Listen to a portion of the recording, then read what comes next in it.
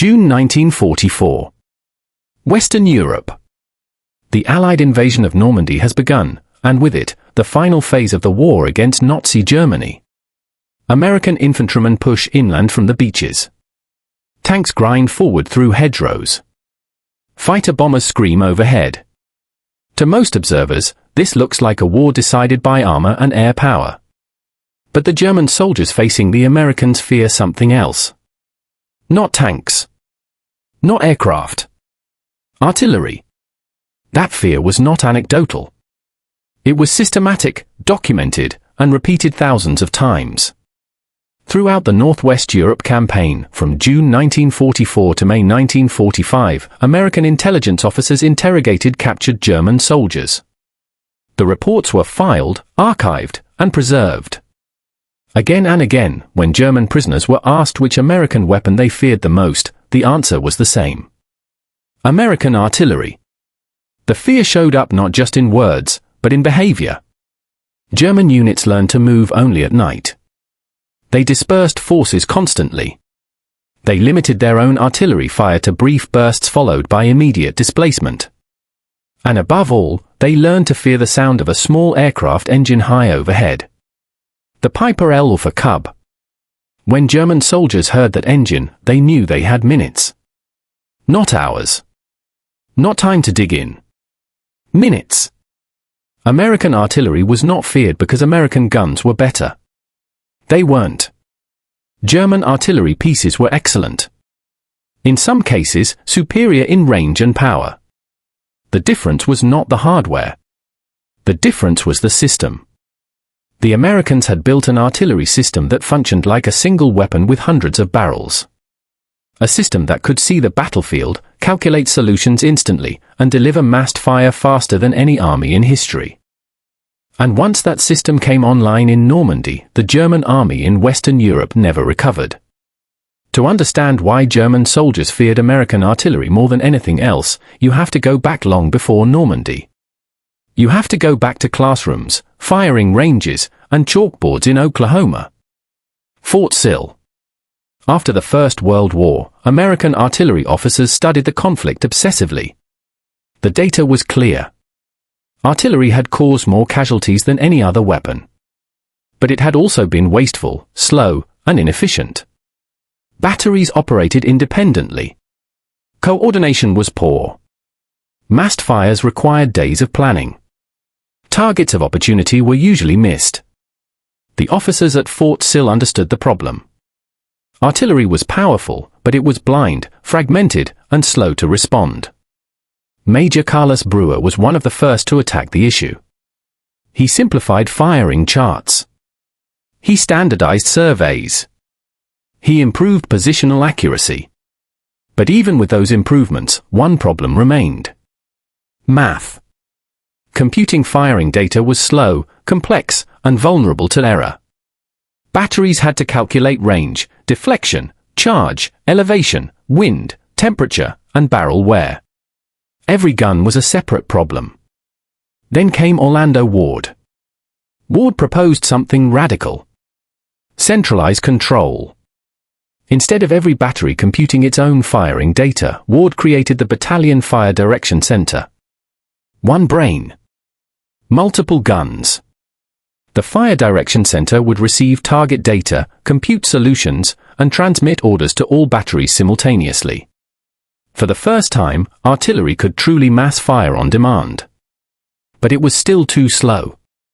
The final breakthrough came in 1940 when Captain Abbott Burns invented the graphical firing table. It replaced pages of calculations with a transparent overlay. Data could be read directly from charts. Computation time collapsed from minutes to seconds.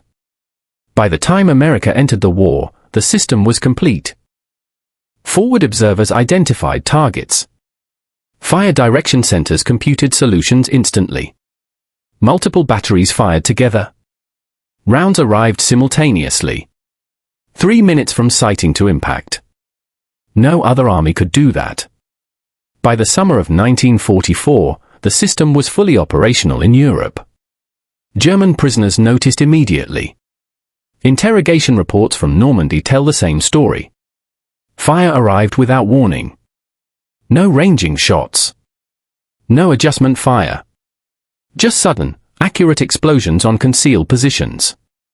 German company commanders began timing it. The average interval between spotting an American observation aircraft and incoming artillery was 3 minutes and 10 seconds. German artillery officers knew that was impossible. In their system, a fire mission took 12 to 15 minutes. Under combat conditions, longer. And massing fires required coordination through higher headquarters. The Americans skipped all of that. They saw. They calculated. They fired. The L for Cub made it worse. The Cub was not impressive. It was slow, fragile, and lightly powered. But it could see everything. From 1,000 feet up, an observer could spot troop movements, artillery positions, supply convoys, and assembly areas. Targets invisible from the ground were exposed instantly. And the observer was not a pilot alone. He was an artillery officer with a radio directly linked to the fire direction center. Target identified. Coordinates estimated. Fire mission sent. German units learned to freeze when the Cub appeared. Manuals issued instructions: stop movement, disperse, take cover. But it didn't help. Once spotted, fire followed. The system reached its most lethal form with time-on-target missions. Instead of shells arriving sequentially, American guns fired so that every round landed within seconds. No warning impacts. No chance to react. The first explosions were the entire bombardment. German artillery could not replicate this. British artillery could mass fire quickly, but did not emphasize simultaneous impact. Soviet artillery relied on overwhelming volume, not precision. The Americans combined speed, precision, and coordination. The effect on the battlefield was devastating. At Mortain in August 1944, German forces launched a counterattack designed to cut off American units. Initially, it worked. Then daylight came. L4s went up. Artillery fell. German columns were shattered. Tanks were pinned. Infantry could not maneuver.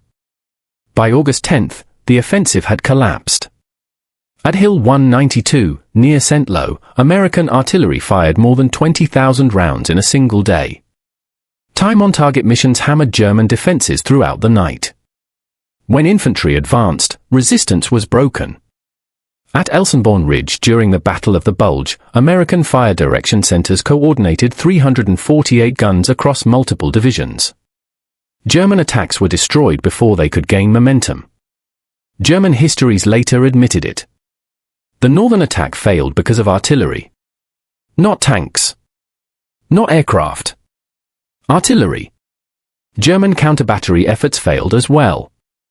American sound ranging, flash spotting, aerial observation, and intelligence reports fed into fire direction centers that tracked enemy guns continuously. German batteries that fired were detected. Suppressed. Destroyed. And then came the proximity fuse. In December 1944, American artillery shells began detonating above the ground. Foxholes became death traps. Trenches offered no protection. Casualties tripled. German morale collapsed. By late 1944, German artillery units were rationed to firing only a handful of rounds per day. Many avoided firing at all. Movement was slow, dependent on horses. Displacement took hours. American artillery displaced in minutes. Motorized. Supplied. Coordinated. The contrast was brutal. German soldiers understood it clearly. They could dig deeper. Move at night. Spread out. But once spotted, there was no defense. The Cub meant death was coming. Not dramatically. Not heroically. Mechanically. When the war ended in May 1945, American artillery fired its last missions. The system shut down. But it didn't disappear. The doctrine survived. The training survived. The structure survived. And it went to war again. Korea. Vietnam. The Gulf. The weapons changed. The concept didn't. Centralized control. Rapid computation. Massed fires.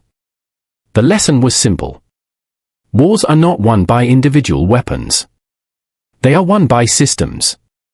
And in Western Europe, the most lethal system on the battlefield was American artillery. That is why German soldiers feared it more than anything else. Because once it found you, there was no escape.